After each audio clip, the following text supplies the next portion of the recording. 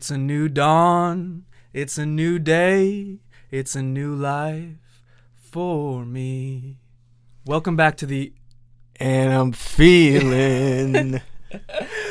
Welcome back, good, to the Always Bayern Chelsea show, everybody. New season, season 3, right here, right now. Premier League is starting up. Bayern Munich are Super Cup champions. And I'm feeling good after that win. Jim, maybe not so much after a 0-0 draw for Chelsea against Crystal Palace. But we're here to bring you all the latest, all the greatest, and let's get into it. Let's get right into it because it's so great to have the sport of football back. I'm so happy. I know Chelsea just drew, but I'm just happy the Premier League football's back. Bundesliga is right around the corner, but we had a bunch of games, whether Pokal or Super Cup, for the German teams this weekend. It's exciting. It's exciting, no doubt. And do you want to kick things off right away with Bayern? But before we do, I should mention, subscribe to the YouTube channel, please. Always Bayern Chelsea. Drop us a comment with what you think about our analysis, what you think about the start of the new season. And obviously a like would be appreciated as well.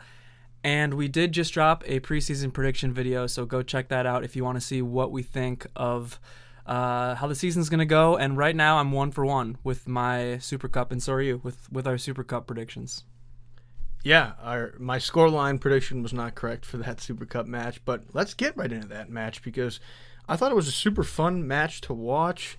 Watched it late last night. Not live, but just really enjoyed the match and thought it was well played by both squads and super exciting to kick off the season in that fashion. Yeah, always exciting to kick off the season with silverware on the line, and you get the win. That's the most important thing. Bayern obviously has a few kinks to work out, integrating a guy like Luis Diaz into the squad, but overall you got to be happy with the win, happy with the overall performance as well. Obviously, I would like to see a little bit more clinical, a little bit more lethal finishing. That's been a consistent problem throughout last season with Bayern. But again, overall, I'm happy with how things played out, especially when you consider Bayern starting off the season without Musiala, without Davies, and those are guys that you really just can't replace. But let's go ahead and look at the starting lineup for Bayern Munich that Vincent Kompany rolled out. Correctly predicted by me 100%. If you watch my little preview, we did have one fan comment on that correct prediction, so thank you to that one man for noticing. But yeah, we'll start off with Manuel Neuer in between the sticks. Manuel Neuer, outstanding performance. He still has it. The guy's, pushing 40? He is essentially, some people are saying, still peaking, which is crazy. You have guys like Ronaldo and Messi, the best of that generation, in Saudi, in America, but you still have Manuel Neuer holding down the fort in a top European league. Any thoughts on that performance, first of all, from Neuer? Yeah, that is crazy that he's still performing at a top level. Certainly keepers can have longer careers, oftentimes start later, end later, but Neuer has shown that he's still a top keeper in today's league, whether it's Bundesliga, in Champions League, Club World Cup. Some of the saves he was making, he has the reactions of a 27-year-old, and that's quite impressive to see. Yeah, so now moving on to the back line, Konrad Laimer at right back, Dayot, Upamecano, Jonathan Tah were the center backs, Josip Stanisic at the left back position. Thought Laimer and Stanisic did very well, holding down the fort there. I thought Upamecano was one of the best players on the day, really locked up Nick Woltemade, who, as you know if you're a Bayern fan, there's a lot of drama going on with him right now. Him, Stuttgart, Bayern, this three-way tug-of-war happening.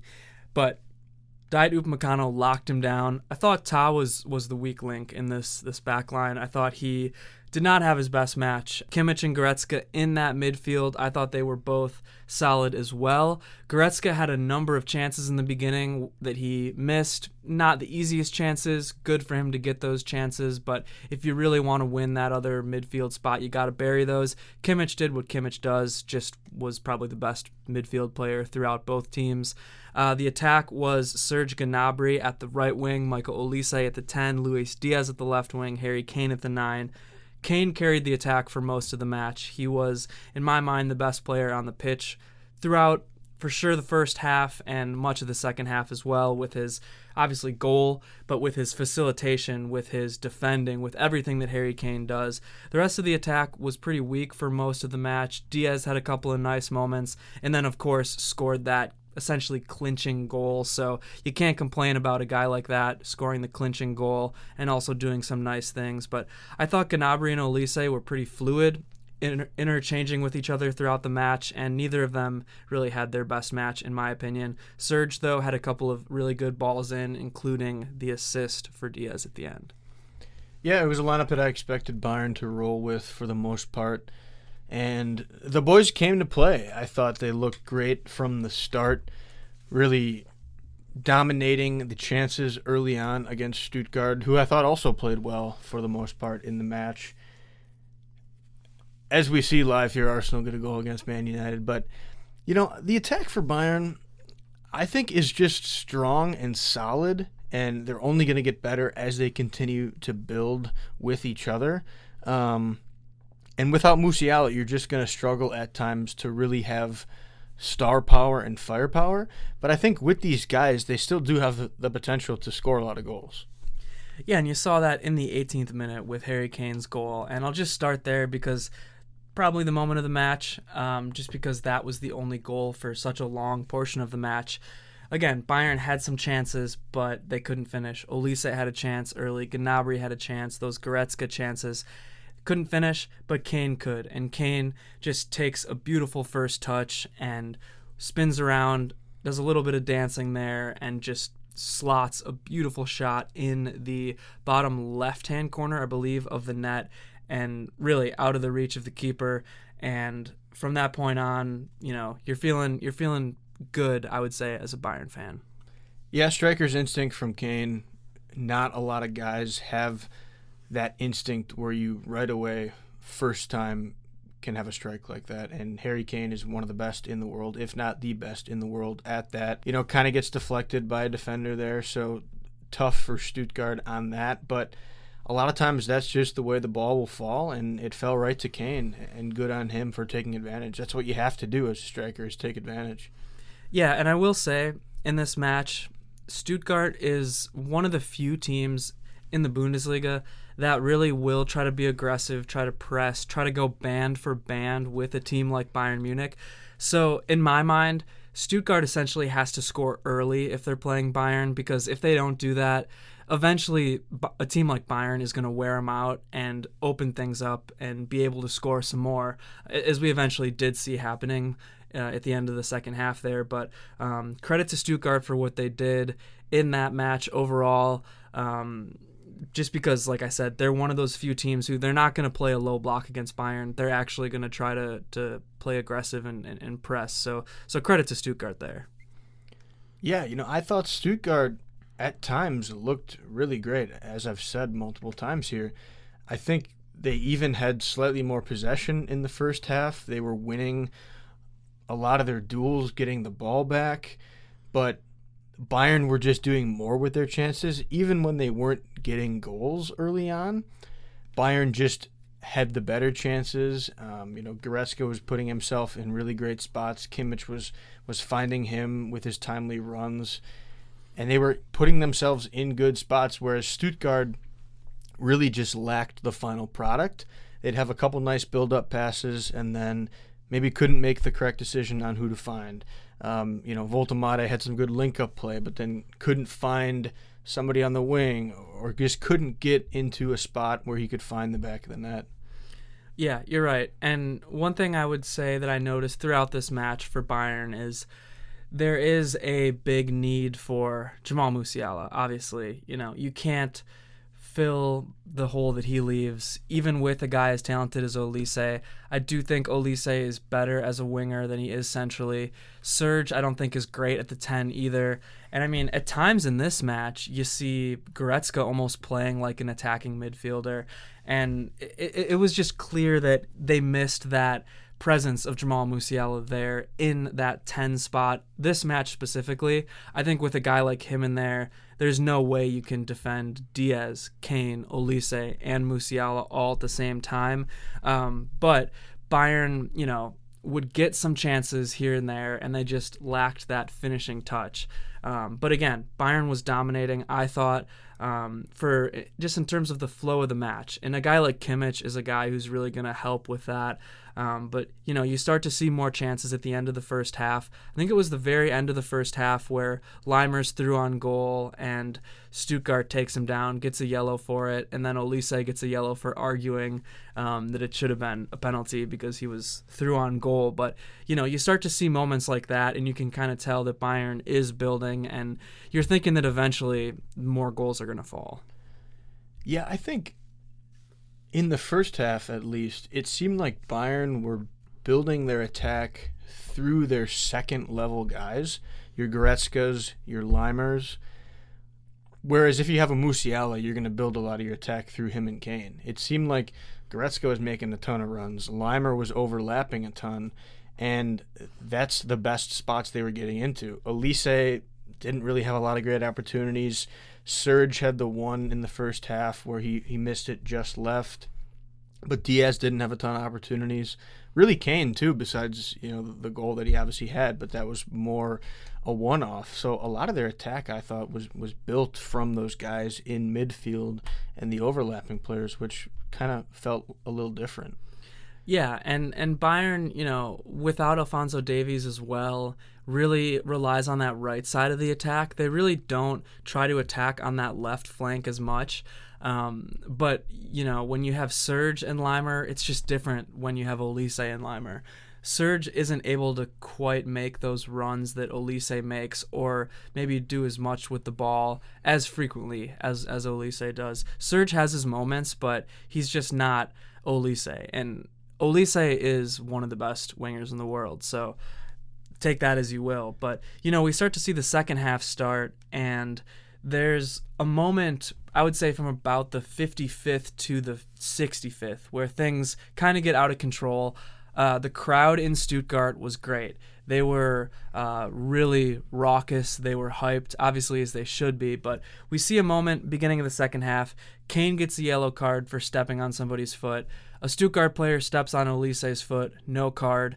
Both the coaches get a card, and things kind of just start to get out of control, where I'm thinking, man, if the ref, doesn't assert his dominance in a way that isn't a power trip, where he's just carding everybody, things are going to get ugly quick. And luckily things did turn around after that. But there was a moment in that second half where, Dennis Undav dives without being touched and gets a foul called. Like, I forget who the foul was even on, but again, wasn't touched, and he dives and he's rolling around on the ground like he was shot in the head. So there were a lot of moments like that in this time period where I started to just be like, man, this game is starting to get out of control, and Undav especially, I want to call him out because I thought he was particularly to blame and a culprit in this one.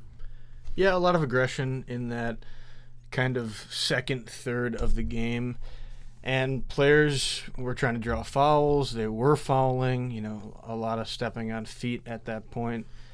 Tough to get under control if you're the ref, especially in a Super Cup where fans are really going to want their teams to do well and egg on their players. And I think eventually it did get under control, but it had potential to get a little dicey. You saw multiple managers being carded, which just kind of adds to a lot of what was already going on and making things more intense for the players and the managers.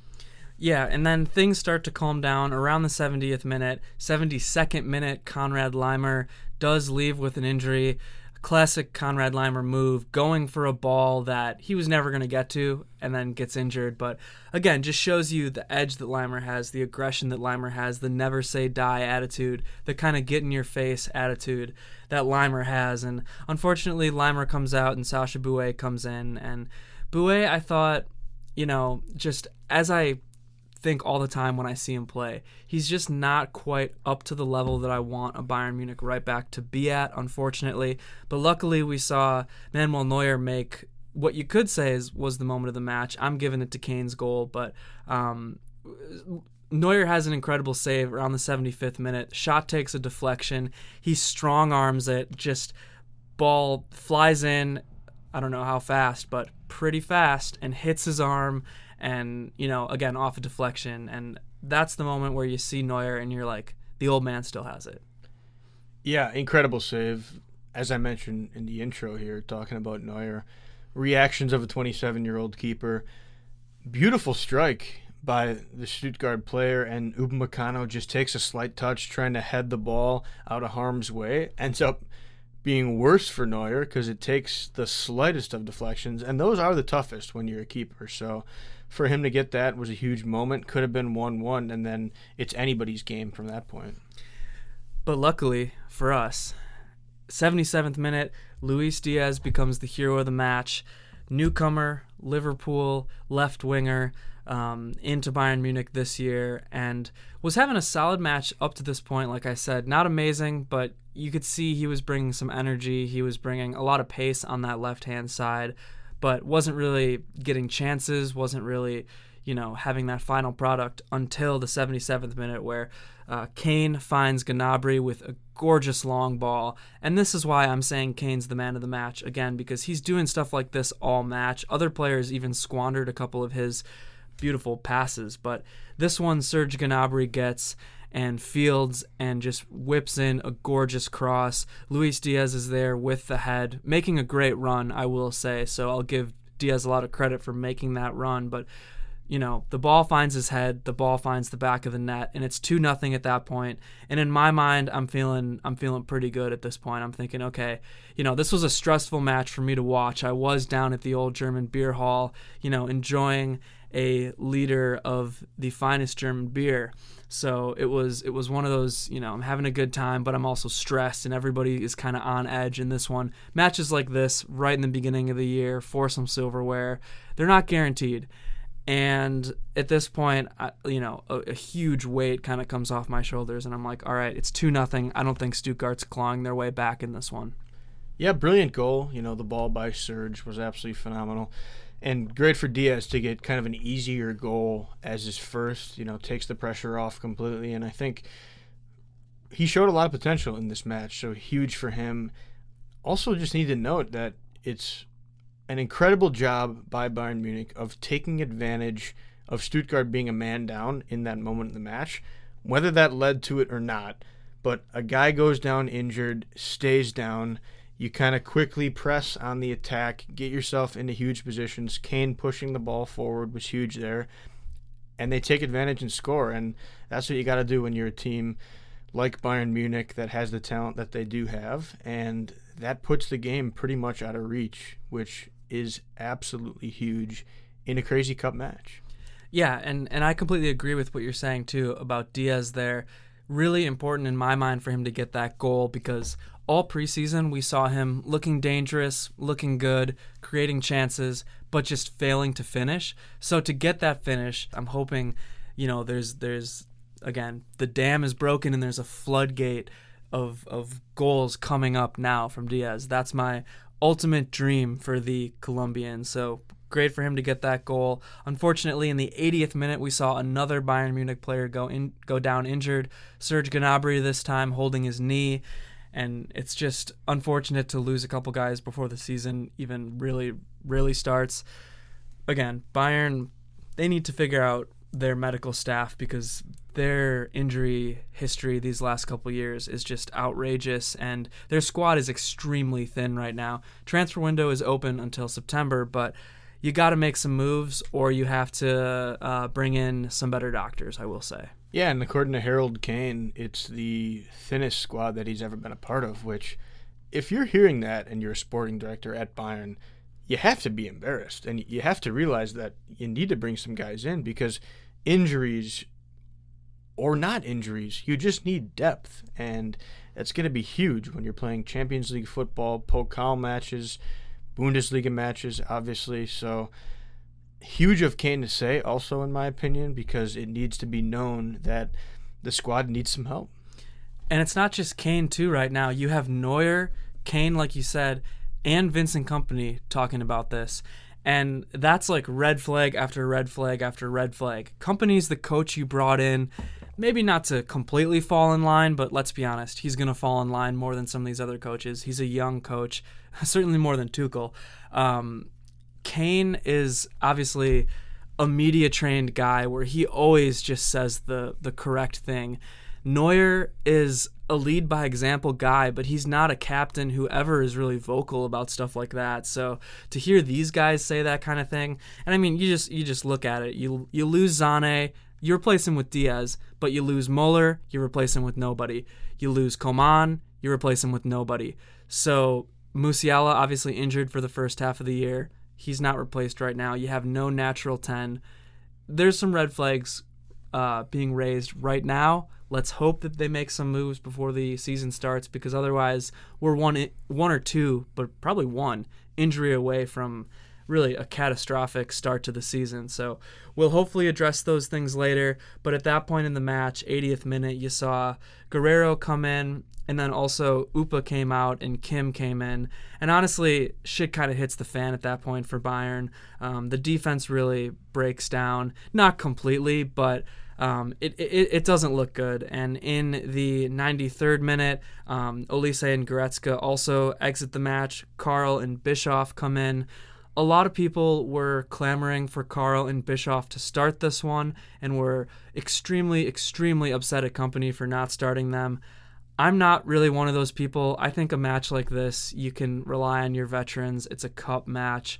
I would like to see Karl and Bischoff get some more minutes as we get into the Bundesliga season here, but I don't know. I'm just not one of those guys who's going to be, tearing Kompany apart for it in this match in particular. Yeah, you have to find a balance with young guys and your best players on the team, because you want young guys to get minutes, but you want them to get good minutes where they can gain confidence and be able to play well. A guy like Karl, I think, has a lot of potential, but he's not quite ready for super strong, important minutes. Bischoff, yeah, we don't really know what he has yet, but you have to find a way to see what he can bring to the squad. At this point in the season, if you're bitching about players that are in, out, whatever, being mad at Kompany for lineups, you need to get a life. You're just not an important person, and Kompany doesn't give an F about you. So really stop talking at all if you're that person complaining. And yeah, I just think there's so much time to see what these guys can do. I wouldn't worry about it.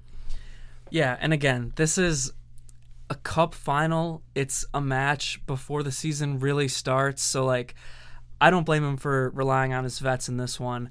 That being said, I do think we're going to get to a point in the Bundesliga where I'm going to want to see Karl instead of Gnabry. I'm going to want to see Bischoff instead of Goretzka. So, but for right now, I'm fine with this.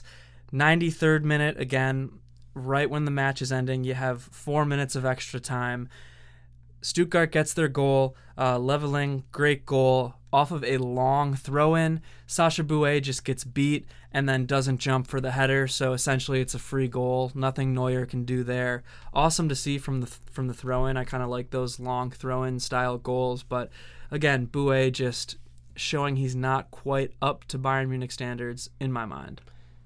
Yeah, I told you this earlier today. Once you let the attacker get on the wrong side of you, you're going to allow that goal, and it puts you in a tough spot. I do give more credit to Stuttgart for the goal than discredit to Boey. I don't think he's a great player, but just a really nice goal from Stuttgart. And at the end of the game, things like that can happen, but well worked by them. So credit to them for that.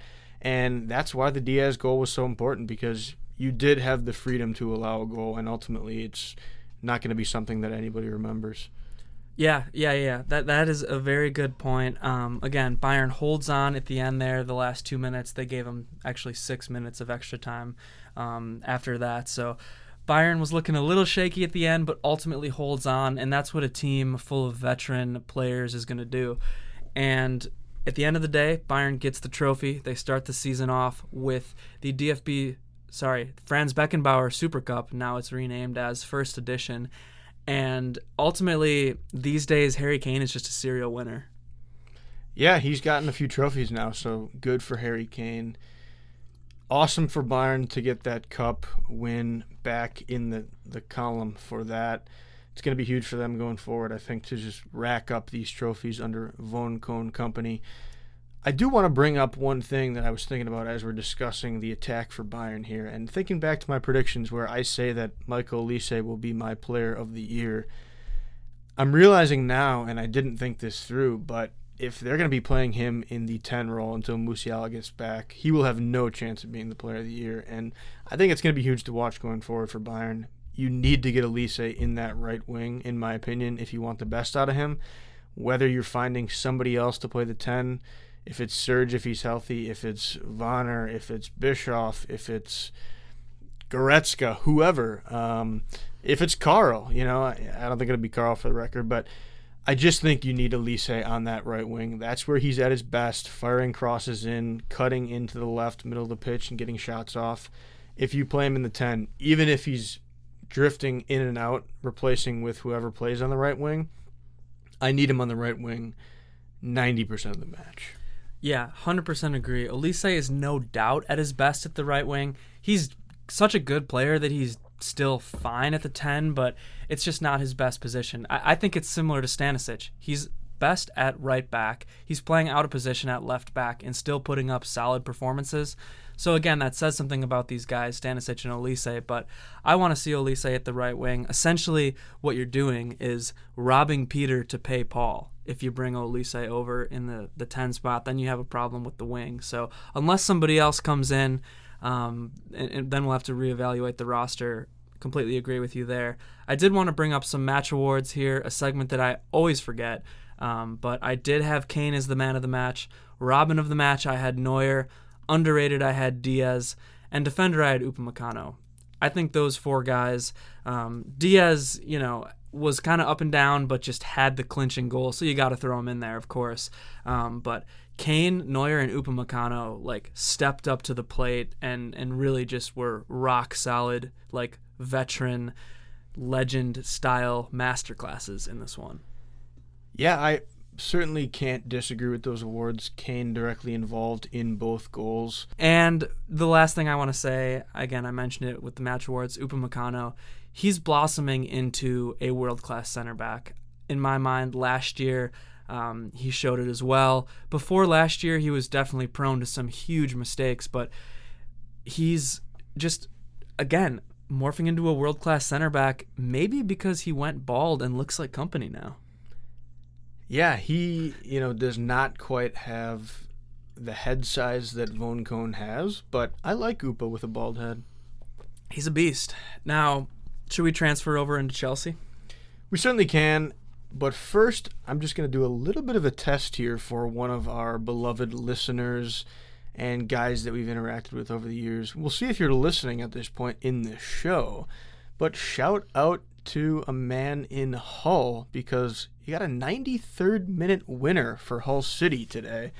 Absolutely huge for that team that a lot say we're going to potentially get relegated down to League One. So if that guy's listening, you know who you are. Shout out to you. But I wish Chelsea could have gotten a 93rd minute winner, that's for sure. Funnily enough, the Santos chance that he skied over the net was in the 93rd minute, so it almost happened. But instead, we see Chelsea draw against Crystal Palace, a team that I believe we drew twice last year. The Oliver Glasner bunch, Enzo Maresca just can't find a way through into goal against. Tough match, better than a loss to start the year, but I think you could look back and think, oh, what could have been? Getting 3 points would have been nice. Yeah, especially at home. You want to win that one. Crystal Palace setting up similar to Inter Milan, overloading the midfield and forcing Chelsea to play out wide on the flanks, which for some reason Chelsea just did not want to do for most of the match. Chelsea's defense, I will say, I was overall happy with. I thought James was the man of the match. Both center backs, again, you could argue, are they starters, are they not when the full squad is healthy? Maybe Chalobah is, but I thought they did fine. They're not going to offer you what a Colwell will offer you, especially in terms of that first pass breaking through, but they did all that they could, I would say. Sanchez as well, distribution wasn't great, but shot stopping was pretty good. And Cucurella as well as the left back. I thought all those guys were pretty good. And also shout out to Caicedo. Thought he had a good match. But the attack I thought was dreadful. Enzo Fernandez, not good in the first half. And really, Palmer, Gittins, Pedro, Neto I thought was okay. But, Was it because they didn't get the ball very much, or was it because when they did get the ball, they didn't do anything with it? You decide. Yeah, and let's start there in the attack, because I think that's really the talking point on the day was the lack of attack that Chelsea had, the lack of a finished product in the attack.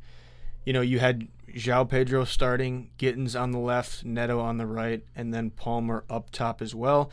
It's the four that we all expected to see, and then Enzo and Caicedo, they're supporting in the midfield. Enzo making a lot of the runs more on the right-hand side, kind of with Neto over there, but those main five in the attack just didn't do enough, and there's a lot of reasons for that, but to me, they just did not look sharp. They looked a little rusty, which surprised me coming off a strong preseason, and I understand that Palace is a lot more solid defensively at this point, I think, than certainly AC Milan and even the new Leverkusen under Erik ten Hag. But definitely.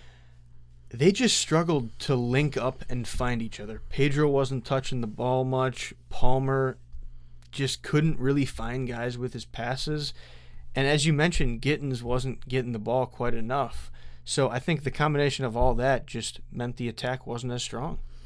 Yeah, and like I said, I think a lot of that has to do with Glasner's tactics and then maybe Enzo not adjusting. But, Palmer, I just thought was pretty bad with his passing. Like, he would get the ball and he would just make the wrong decision a lot. So that also kind of snuffed out any sort of attack Chelsea was trying to play up the middle.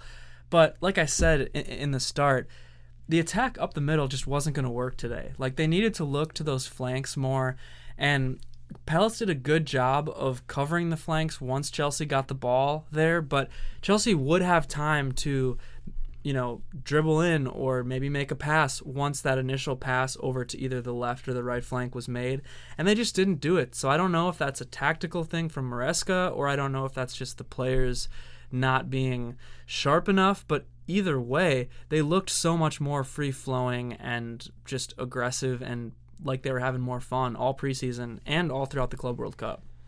Yeah, and I think part of it is guys getting used to each other. I mean, multiple times where Palmer could not find Gittins in the right speed and weight of the pass, whether Palmer was just a little heavy on the touch, maybe Gittins was drifting too far in and not far enough down the side where Palmer wanted him to be. So I saw that multiple times. I think tactically, an adjustment looking back that you could have made was more overlapping with your fullbacks instead of inverting them into the midfield. We didn't really see any movement between Gittins and Cucurella.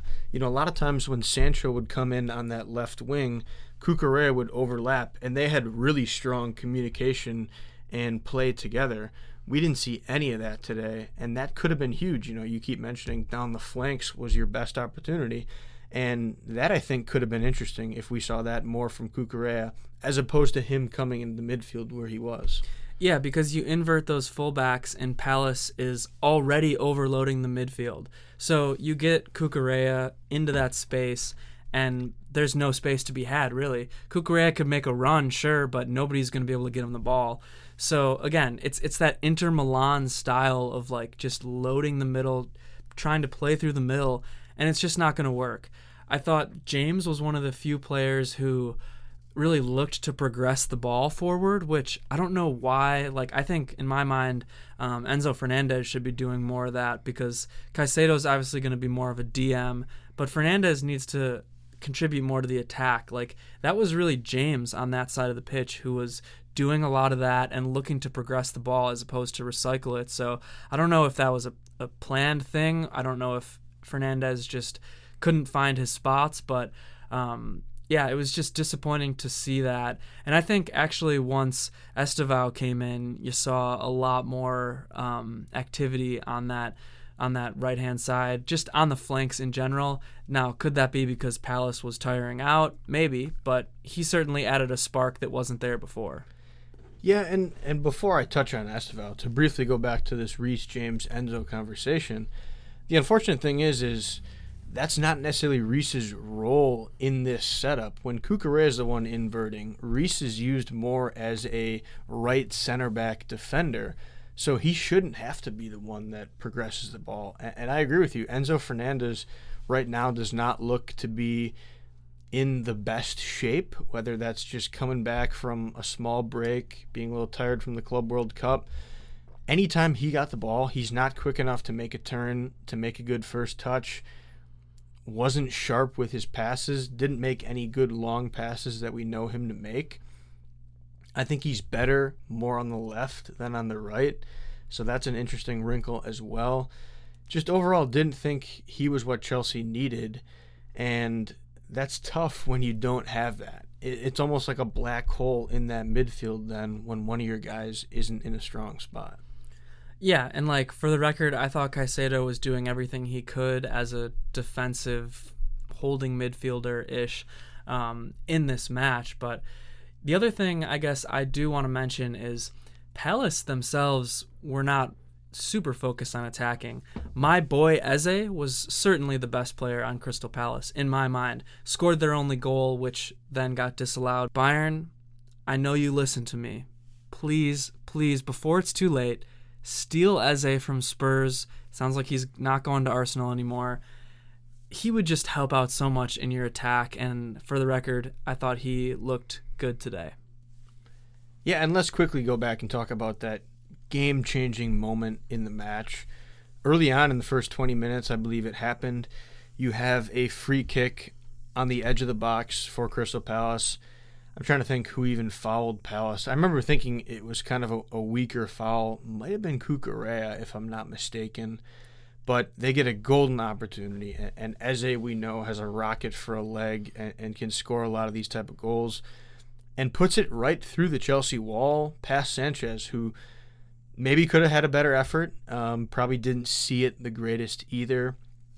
Guehi pushes Caicedo out of the way. The ball goes right through there, and it wasn't called off for the push. It was actually called off because with Guehi moving toward the wall that Chelsea had set up, apparently it's in the rules that you have to be more than a meter away from the wall, which I think does make sense as a rule, and clearly they're making an emphasis on a lot of these set plays this season in the Premier League. So thank goodness for Chelsea that goal was ruled off. That was huge in the game. Yeah, I mean, that might be the moment of the match right there, or Santos' miss in the 93rd, or maybe a Sanchez save. Those are my three contenders. Buy one, get three free from me today.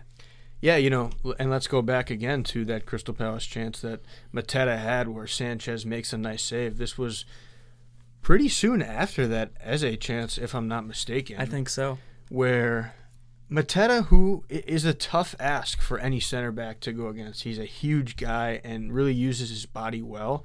He found himself in a couple chances against Achimpong where he bodies him and then can get his right foot around to whip a shot, and in the box gets that chance, and Sanchez is just there and has his body in a perfect position for a keeper and does make a nice save, so credit to him for that. Yeah, I mean, really, throughout the rest of the match, I don't remember really any other Chelsea chances until Estevao came in. Yeah, and let's now talk about Estevao, because we as Chelsea fans have been excited for him for the last 2 years, waiting with bated breath until he got his first opportunity at the Bridge. We saw him score a nice little goal against Leverkusen to get his name on the sheet, albeit in preseason.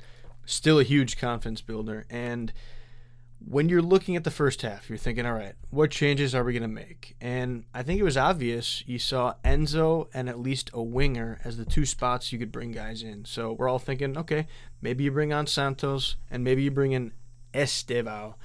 And that's exactly the first sub that Maresca made. He brought on Estevao, I think around the 60th minute. Yep. For Jamie Gittins.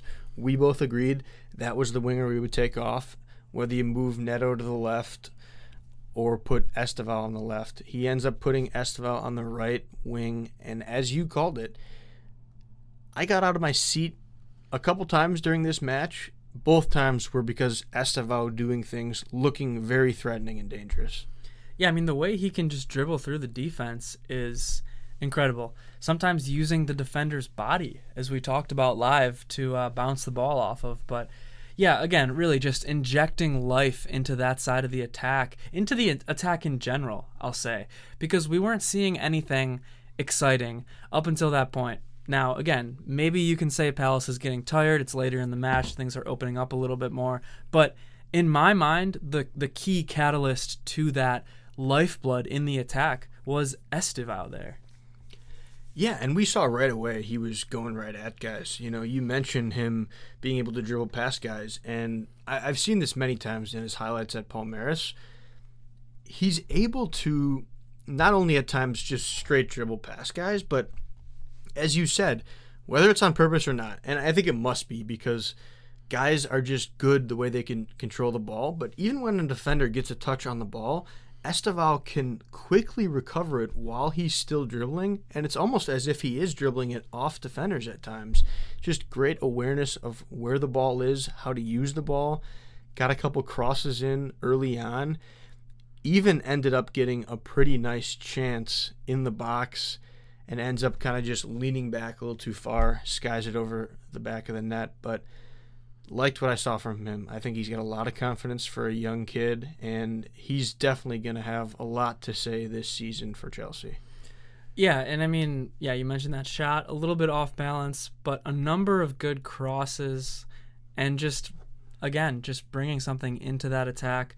Unfortunately, the best chance of the match for Chelsea was that 93rd minute miss by Santos, pretty much wide open and just blew it. I don't know. I mean, I don't want to be too hard on the kid, of course, but that was the best chance of the match for either team in my mind. Yeah, and it was kind of a chance that was created off some nice play from Cucurella and a couple of guys on the left. I forget who was all linking up there, but Cucurella ends up getting a low cross into the box. Palmer's there as well, but Santos got to take it first time with his left foot, which he does, and unfortunately skies it. And that was unfortunate to see.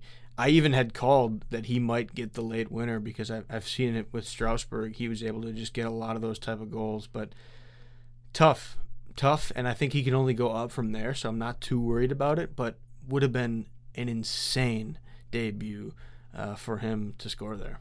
And here's the one thing I will say, and it's nothing against Santos personally, the Ligue 1 tax, because all the Premier League fans never shut the hell up about the Bundesliga tax, and you have guys like Ekiteke really winning the match for Liverpool. And I just want to say that there's other leagues out there that are more of a tax than the Bundesliga, and I'll always love the Bundesliga. Yeah, no, that's fair, and we'll see if that ends up being a thing. But speaking of Santos, we did see a few other subs for Chelsea. He came in the 79th minute, replacing Enzo. Gusto came in as well at the same time to replace Reece James. A lot of times Reece James just doesn't finish these games, which I'm okay with, especially at that time in the game. He's less of an attacking player when he's not the one in the midfield for Chelsea. We also did see Dayot come on for João Pedro, who didn't do a ton on the day, as we mentioned early on here. And I thought Dayot looked all right as well. But again, when you're playing against a Palace team that really likes to lock it down defensively, you're probably not going to see a lot of touches from your striker. And I don't think Dayot or Pedro had poor days, but they certainly didn't announce themselves either. Yeah, and I was happy with Dayot coming in. I'm a Pedro fan, but it just wasn't really the match for him. He wasn't going to get many touches. Dayot maybe offers something a little bit different, certainly offers something a little bit more fresh at that point in the match. So I was pretty much fine with all the subs today. I thought they were good, but nothing really pushed Chelsea over the line, unfortunately. Yeah, Dayot was always going to be the move to make when you saw the way that the game was going. Chelsea's best attack, arguably, on the day was the fact that they had 8 or 9 corners in the match. So you needed a guy like Dayot to come on late and potentially be able to be in a spot to head in a goal there. I think that was one kind of encouraging thing about the attack for Chelsea. They clearly were creating things. When you're getting the ball in good spots where then you can get a corner out of it, that means you are setting up in some decent spots. The problem is that Chelsea weren't creating anything off those corners. You'd think if you have that many in a match, you'd get some good chances. And anytime they would, they'd maybe head one over or just not get a second look off a rebound. Yeah, João Pedro missed a header in there, but the one corner where I was excited, I will say, was from our boy Estevao, off the bar, almost straight in. Yeah, no, he had a couple low corners there toward the end, which was interesting to see. I think he's going to be a menace from set pieces anytime he gets the opportunity. He's just got such a strong attacking left foot there, and I think you have a lot of options, whether it's Reece James, Cole Palmer, Estevao, just a lot of fresh potential new guys that can come in here. So that'll be interesting to watch. I do want to go back to the defense at this point for Chelsea and discuss a couple things, because I thought they looked really great defending Chalobah, Achimpong, especially for the 19-year-old Achimpong to get his first start on a debut for a season was huge. But I think one of the reasons the midfield did struggle and Chelsea struggled is the absence of Levi Colwill, which we knew would be a challenge. But what he provides as your central center back with his feet and his line-breaking passes is going to be missed, especially with his left foot there. And while that's not, the only reason Chelsea drew instead of getting 3 points today, I think it's going to be something to watch. If they can find, whether it's somebody from outside of the squad or from inside the squad, they need to be able to replace that, and it's going to be huge. Yeah, it was certainly missed today. That can help you break through a block like Palace had. But yeah, I was overall impressed with the defense that was there. I thought they did everything that you could ask them to do. And at the end of the day, if you can't score a goal, they had a clean sheet, it's just going to be tough. Yeah, the good news for Chelsea and for Josh Achimpong specifically is that this experience he's going to get, being the main center back, which he was today, the main guy there. Yeah, the center of the three. Right. Yeah. And that's going to be a huge experience. I think the way the squad is built right now with the center backs we have, if Levi is your left-sided center back going forward, which I think we can all agree he is, Josh has the most potential to be the guy to pair him with. Yeah, he's certainly got the profile that you would want to see out of a player like that. He's just got to grow a little bit, maybe in terms of strength, maybe in terms of just match experience, but he has that profile. I do completely agree with you. And I think ultimately a positive today for Chelsea is just the depth that they do have and the ability to have guys with different profiles. I'm even talking about attackers too. You take out a João Pedro and you bring on a Delap. You take out a Gittins and you bring on an Estevao. And that, I think, is going to be huge for Chelsea going forward in this season, because quite frankly, last year they didn't have that at all. Now, they probably didn't need it last year because Conference League you can just play these other guys anyways, but the depth that Chelsea has right now in terms of quality depth is a positive. I mean, it's going to be insane when you can take out a Gittins and bring on a Garnacho. No. I had to slip that in. Fabrizio would love that. Yeah. He tweets about the guy nonstop. Another tweet from Fabrizio today about some mural or something that is in United of Garnacho that got defaced by fans over there. And I think Fabrizio was actually crying about it because he's so sad for his boy Alejandro Garnacho. I just can't wait to hear here we go, Chelsea, agreement in principle with United for Alejandro Garnacho cheese. And then any times he touches the pitch, it's going to be probably 5 to 10 tweets. I might send Fabrizio a Green Bay Packers cheese head that he can wear for Garnacho. Oh, man. Well, that's all I have to cover for Chelsea. Do you want to add anything else about Chelsea here? Might as well just throw a couple awards here off the rip for the boys. Yeah. I know Reece James, you mentioned, is your man of the match. No doubt. I think I'm just going to go with Robert Sanchez because, he made the one big save. And while I didn't think he had the strongest day, as I keep saying, with Neuer a lot of times, anytime that you produce a clean sheet, I think that's huge for the team. And if his confidence can continue to build, it'll be massive. And then I'll give a shout-out to the entire back line for Chelsea because, again, when you have a clean sheet and you're also not scoring goals, that means your defenders were your best players on the day. Yeah, I'll give Sanchez the Robin. I'll give underrated maybe to Caicedo, and then I'll give the defender to the combination of Achimpong and Chalobah as the center backs. Yeah, my underrated, I will go with Estevao once again. Good shout. For getting me off my ass, standing up, getting excited, because that's when I was most excited, when he had the ball at his feet. Well, unfortunately for certain Twitter fans of Chelsea, they were asleep, so they didn't get to see him. Yeah, there was a guy out there that was apparently falling asleep. I think his name is Ryan May. Sorry, that's West Brom's coach. But nonetheless, if anybody understands that joke, please comment, because I'd love to be friends with you. Yeah, and you can come on the pod, actually.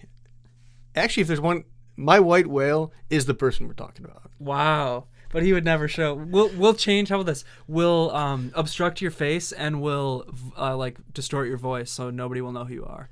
And you can bring your security. They can take my phone. Oh, totally. Yeah. Okay, so I'll leave us off with this. Bayern Munich now plays Leipzig on Friday in the opening match of the Bundesliga, and I really, really pray that there will be nothing needed at the Milwaukee Mile in terms of photography, so I'll be able to watch it. But this weekend and next week as well, unfortunately, during the Pokal match is really rough for me in terms of photographing events. I'll be out of pocket around the city of Milwaukee for most of the weekend and week, so we'll keep you covered nonetheless. And I do want to show this picture, which I hope the camera picks up. But we got the Super Cup trophy. Bayern Munich are Super Cup champions. And we also have what you really can't see from the camera, but the Cockatoo. It's back. That's one of my keys to this match. The porcelain Cockatoo, the good luck charm for Bayern Munich. It really means every trophy available will be won this season. Huge news for Bayern. And yeah, they have the Friday match to open the Bundesliga season. Chelsea played just a half hour later, the same day, Friday, against West Ham. I've talked a lot about the fact that Chelsea are staying in London at the start of this year, which could be huge just in terms of travel. I will also be out of town this weekend, heading up north for some needed R&R. It's going to be great. But, we'll do our best to get some content out to you this weekend. Maybe we'll do something this week, a little preview or something of these matches. But going to be a huge week, really, for both teams. Chelsea need to get their first win. Bayern to open the Bundesliga will be huge. And as we said, subscribe to our YouTube channel here, Always Bayern Chelsea. Drop a comment, leave a like. And this is a new season. It's a new dawn. It's a new day. And we're feeling good. Couldn't have said it better myself. Mia san Mia. Up the Chelsea.